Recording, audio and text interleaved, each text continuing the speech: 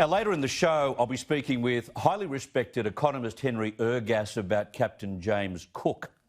But the copycat Black Lives Matter protest in Australia have reignited more of this anti-Cook hate and even the trashing and marking of Cook statues. Some of the protesters obviously mistaken Cook for Arthur Phillip, but that's the brainless for you. However, not all Indigenous Australians prefer to soak themselves in hate about the arrival of a white-skinned navigator and explorer from some foreign land. Some remain respectful of the way Cook and certain elders interacted 250 years ago. Now, in the far north Queensland town of Cooktown, locals held their annual re-enactment of those momentous times this week. A Cooktown elder from the Jugu Yimithir people is still believed to have instigated the very first act of reconciliation ever by presenting Cook with a broken-tipped spear. Now, it is a sign between mobs that there's no need for bloodshed. According to the ABC, local Indigenous people say this story should get far greater national attention.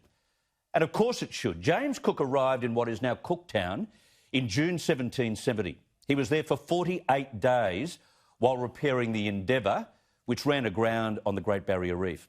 Now, Cook's crew had very amicable dealings with the local people and even recorded more than 130 words of their language.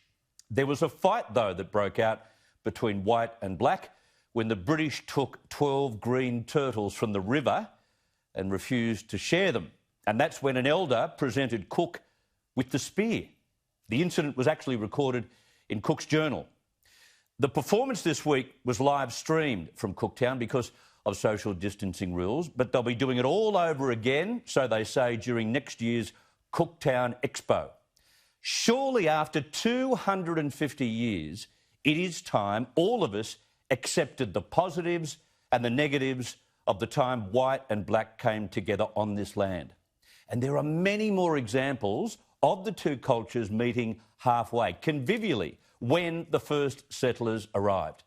It is time we highlighted those breakthroughs and respected the past for the foundation it laid for the future. This is the world's best country by far, and not by chance.